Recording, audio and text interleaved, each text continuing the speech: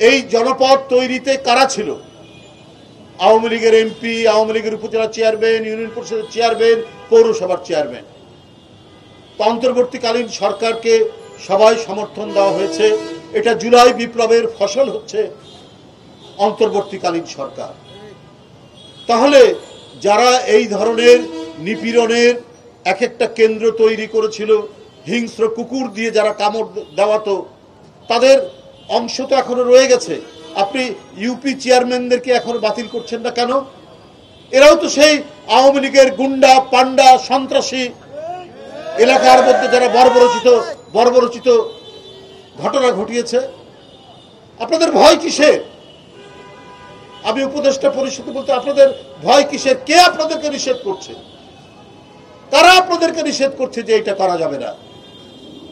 এরা টিকিয়ে রাখাতে তো আপনি আমাদের হাসিনার দ্বারা যারা নিপীড়িত, হাসিনার দ্বারা যারা শহীদ হয়েছেন, তাদের রক্তের প্রতি তো অপমাননা করা হচ্ছে।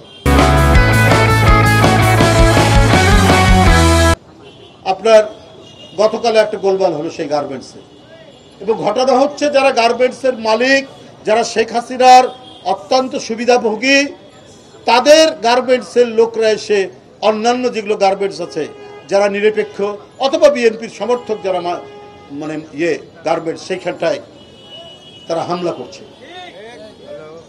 এটা তো আমরা তথ্য নিয়ে আপনাদেরকে বলছি। কে নজরুল ইসলাম, কে সালাম মুর্শিদি?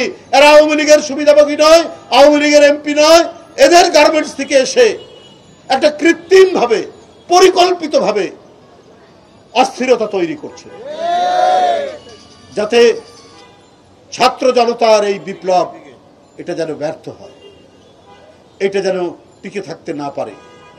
এই কারণে এই ষড়যন্ত্র হলো। যেমন পার্বত্য চট্টগ্রামে হলো, একটা তুচ্ছ ঘটনা নিয়ে সেটাকে একটা বড় ঘটনায়। এখানে তো মদদ এখনো আছে। পতিত স্বৈরাচারের দুষ্টচক্র প্রশাসন থেকে শুরু করে প্রত্যেকটি জায়গায় তারা সুতার টান দিচ্ছেন এবং একটার পর একটা ঘটনা তারা সেখানে ঘটছে। যারা বঞ্চিত, শুধুমাত্র খামাখা কারো আত্মীয়স্বজন যদি বিএনপির নেতা থাকে, এই পরিচয়ের কারণে তাকে আপনার বঞ্চিত রাখা হয়েছিল।